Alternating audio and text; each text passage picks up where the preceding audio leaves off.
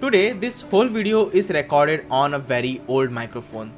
I've purchased this microphone 5 years ago in 2020, and this microphone was released in 2009. That's almost 16 years old microphone. And yes, I am talking about the legendary Yeti Blue. This microphone has been through a lot. It has fallen off the desk, it's been carried around without any protection, and also after 5 years it still works. That's saying something about this microphone. And in 2025, is it still worth it?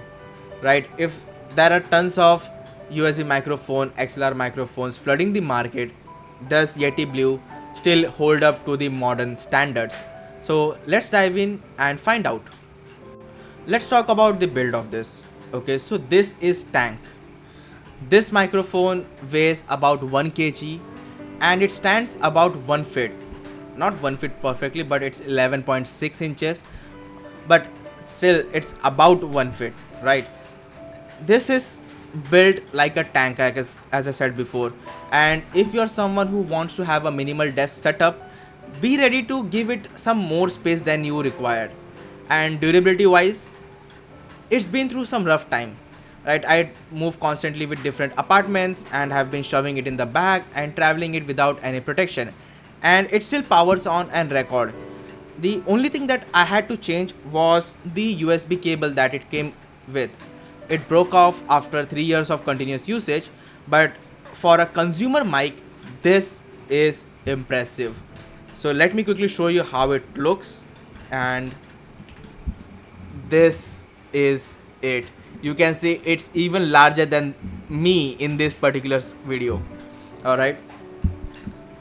The Yeti Blue is a condenser microphone with multiple polar patterns, and it has cordioid for solo content creators like me. It also has bidirectional for interviews with two people, like one sitting at this side, other in front of me. And it also has omnidirectional for group podcasts, so that it can be in the center and everyone sitting around a table can talk through it. Also, it has stereo, which provides much more wide sound staging. So back in the days, this was a revolutionary entry level microphone, and it was the best one for each and every type of content creators out there. And one mic with multiple use cases. Even today, very few mic at this price offer that kind of reliability.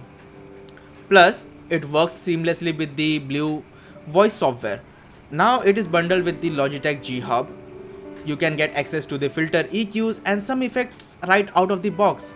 And if you have Nvidia graphics card, you can use RTX Studio features into that. And for someone just starting out, it's a plug and play with a professional edge, and the features are still quite top notch, and not many microphone offer these all features in this price range. When I first used Yeti, I was blown away. It sounded fantastic even without filters. The noise rejection was surprisingly good. Like, I would keep this mic right here or maybe a little bit further away from me. While in a meeting, I would not even need to use a headphone because the noise rejection of this microphone was such great that only what I would say was to be heard by the people on the meeting. There was almost no echo, and it was never seen even that echo is there.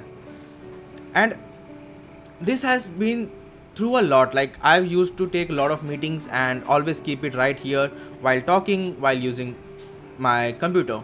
But over time, I did start to notice some the capsule degrading.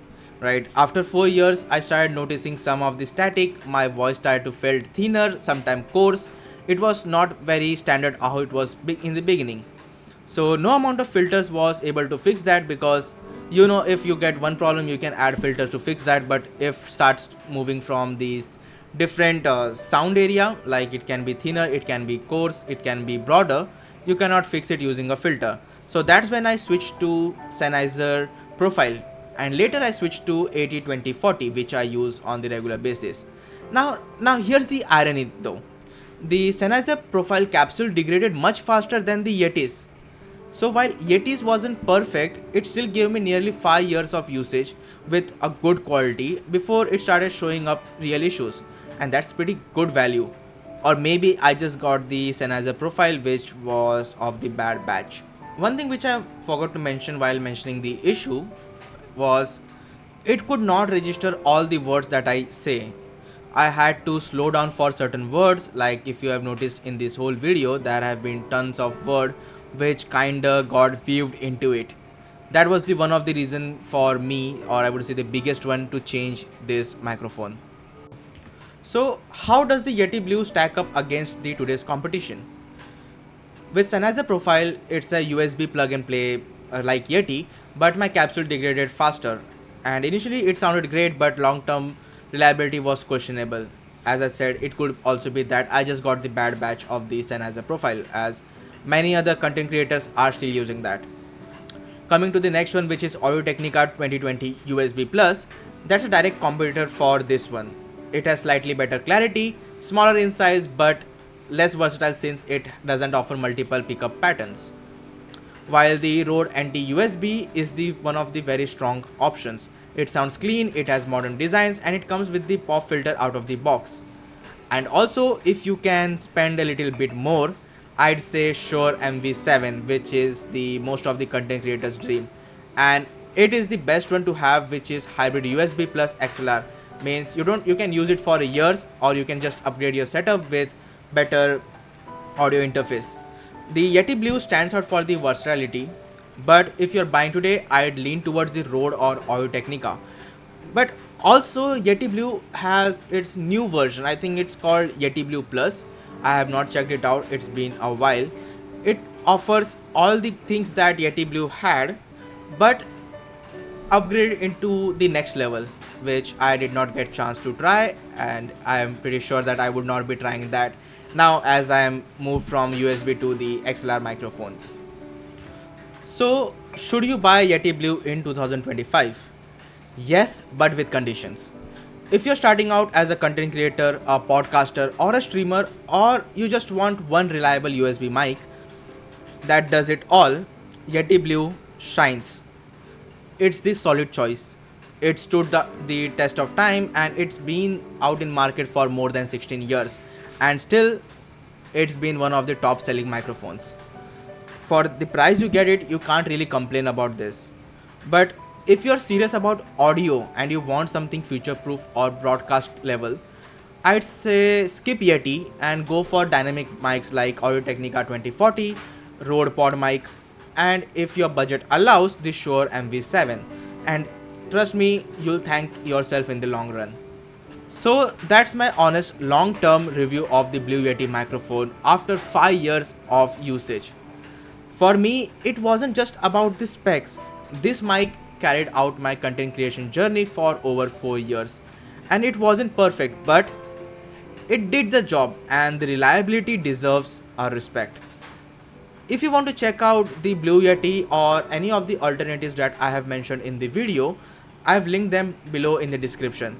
These are the affiliate links, which means if you buy through them, you don't pay extra, but it will help me support this channel. Now, I want to hear from you. Are you still rocking Blue Yeti, or did you upgrade to something else? Let me know in the comments which mic are you using currently. And if you enjoyed this review, don't forget to like and subscribe for the more real world gear reviews. Thank you everyone, and we'll see you in the next one.